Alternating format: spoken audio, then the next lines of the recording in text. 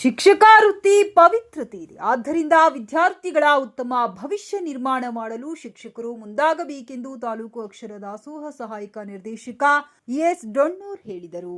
ತಾಲೂಕಿನ ಮಣ್ಣಾಪುರ ಗ್ರಾಮದ ಸರ್ಕಾರಿ ಹಿರಿಯ ಪ್ರಾಥಮಿಕ ಶಾಲೆಯ ವಯೋನಿವೃತ್ತ ಹೊಂದಿರುವ ಮೊಹಮ್ಮದ್ ಹನೀಫ್ ಮುಲ್ಲಾ ಅವರ ಬೀಳ್ಕೊಡುಗೆ ಸಮಾರಂಭದಲ್ಲಿ ಮುಖ್ಯ ಅತಿಥಿಗಳಾಗಿ ಭಾಗವಹಿಸಿ ಮಾತನಾಡಿ, ಮುಲ್ಲಾ ಶಿಕ್ಷಕರು ವಿದ್ಯಾರ್ಥಿಗಳಿಗೆ ಉತ್ತಮ ಶಿಕ್ಷಣ ನೀಡುವಲ್ಲಿ ಶಿಕ್ಷಕರ ಪಾತ್ರವನ್ನು ಶ್ಲಾಘಿಸಿದರು. ಕ್ಷೇತ್ರ ಶಿಕ್ಷಣಾಧಿಕಾರಿಗಳ ಕಾರ್ಯಾಲಯದ BRP Jagadish ಅಲ್ದಿಮಠ, Yashwantrayagouda Biradar, CRPS N ಸಿರಕನಹಳ್ಳಿ, ಮುಖ್ಯ ಗುರು ಯಲ್ಲಪ್ಪ ಎಸ್ ಬೂದಿಹಾಳ, ಉಪನ್ಯಾಸಕ ಗೊಳ್ಳಾಳ ಬಿರಾದಾರ, ಶಿಕ್ಷಕ ಮಕ್ಕಳ ಸಾಹಿತಿ ಬಸವರಾಜ್ ಅಗಸರ ಮಾತನಾಡಿ, ಶಿಕ್ಷಕರು ದೇಶ ಕಟ್ಟುವ, ಸೃಜನಶೀಲ ಸಮಾಜವನ್ನ ನಿರ್ಮಿಸುವ, ಮಾನವೀಯ ಮೌಲ್ಯಗಳಿಗೆ ಮನ್ನಣೆ ನೀಡುವ, ವಿದ್ಯಾರ್ಥಿಗಳನ್ನು ರಾಷ್ಟ್ರಕ್ಕೆ ಅರ್ಪಿಸುವ ಉತ್ತಮ ಜ್ಞಾನ ನೀಡಬೇಕೆಂದರು.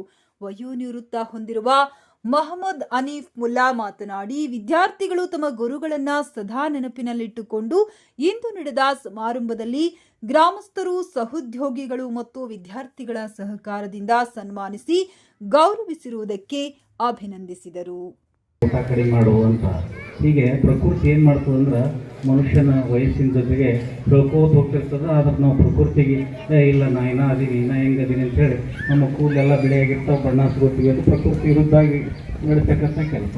ಇಲ್ಲ ಅಂತ ಹೇಳ್ತಿರ್ತದೆ, ದೇಹ ಹೇಳ್ತಿರ್ತದೆ, ಆಯಿತು ನಿಮ್ಗೆ ವಯಸ್ಸು ಆಗ್ತಾ ಇದೆ ಅಂತ ಹೇಳ್ತಿರ್ತದೆ, ಅದು ಒಪ್ಕೊಳಕ್ತಾ ಇದೆ. ಅದಕ್ಕಾಗಿ ನಾವು ಏನು ಮಾಡ್ತಾ ಇದ್ದೀವಿ ಇವತ್ತಿನ ನಿತ್ಯ ಜೀವನದಲ್ಲಿ ಅಂತಂದರೆ ಪ್ರಕೃತಿ ವಿರುದ್ಧವಾಗಿ ಚಲಿಸ್ತಾ ಇದ್ದೀವಿ. ನಾವು ಮುಲ್ಲಾ ಸರ್ನ ನೋಡಿದಾಗ ಅನಿಸ್ತದೆ ಎಷ್ಟು ಆ್ಯಕ್ಟಿವ್ ಆಗಿದ್ದಾರೆ. ಇನ್ನೂ 60 ವರ್ಷ ಆದರೂ ಕೂಡ ಇನ್ನೂ ಹಳೆಯದ ಮಕ್ಕಳಿಗೆ ಅದಾರ. ಯಾಕಾಗಿ ಅದಾರ ಅಂತಂದ್ರೆ ಅವರು ನಾನು ಕಂಡ ಹಾಗೆ ಅವರು ಸ್ವಲ್ಪ ಕ್ರೀಡಾಭಿಮಾನಿ ಕೂಡ. ಕ್ರಿಕೆಟ್ ಇನ್ನೂ ತನಕ ಈಗ ಸಣ್ಣ ಸಣ್ಣ ಹುಡುಗರು ಎಲ್ಲ ದಡುವಿಗೆ ಬರ್ತಾರೆ, ಕಡೆ ಅವ್ರು ಇನ್ನೂ ಓಡ್ತಿರ್ತಾರೆ. ನಾನು ನೋಡ್ತಿರ್ತೀನಿ ಗ್ರೌಂಡ್ನಾಗ ಅದು ಅವ್ರು ಆಟ ಆಡ್ತಕ್ಕಂಥ ಪ್ರವೃತ್ತಿ ಆಗಿದೆ. ಯಾಕೆ ಹೀಗೆ ಅಂತಂದರೆ ನಾವು ಪ್ರಕೃತಿಯ ಜೊತೆಗೆ ಮಿಂಗಲ್ ಆಗಿದಾಗ ಮಾತ್ರ ಪ್ರಕೃತಿ ನಮ್ಮ ಶರೀರವನ್ನು ಗಟ್ಟಿಗೊಳಿಸ್ತದೆ. ಇದು ಪ್ರಕೃತಿ ಮತ್ತು ನಮ್ಮ ದೇಹ ಮತ್ತು ಬ್ರಹ್ಮಾಂಡ ಪಿಂಡಾಂಡ ಅಂತ ಕರಿತೀವಿ. ಈ ಬ್ರಹ್ಮಾಂಡದೊಳಗೆ ಇನ್ನೊಂದು ಭಾಗ ಇದು ಪಿಂಡಾಂಡ ಅಂತ. ಅದಕ್ಕೆ ನಾವು ಇದು ಕೊನೆಗೆ ಎಲ್ಲಿ ಹೋಗ್ತದೆ ಅಂದರೆ ಇದು ಬ್ರಹ್ಮಾಂಡಕ್ಕೆ ಹೋಗೋದು. ಅದಕ್ಕಾಗಿ ಪ್ರಕೃತಿಯ ಜೊತೆಯಲ್ಲಿ ನಾವು ಒಂದು ಬೀಳ್ಕೊಡುಗೆ ಸಮಾರಂಭದ ಕಾರ್ಯಕ್ರಮ ನಿಮಿತ್ತವಾಗಿ ನಾವು ನೀವೆಲ್ಲರೂ ಸೇರಿದಾಗಿದೆ.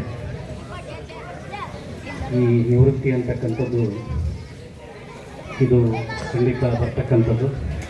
ಅಂದರೆ ವೃತ್ತಿ ಅಂತಕ್ಕಂಥದ್ದು ನಮ್ಮ ಆಯ್ಕೆ ಆಗಿರ್ತದೆ, ಆದರೆ ನಿವೃತ್ತಿ ಅಂತಕ್ಕಂಥದ್ದು ಖಂಡಿತವಾಗಿ ಬರ್ತಕ್ಕಂಥದ್ದು.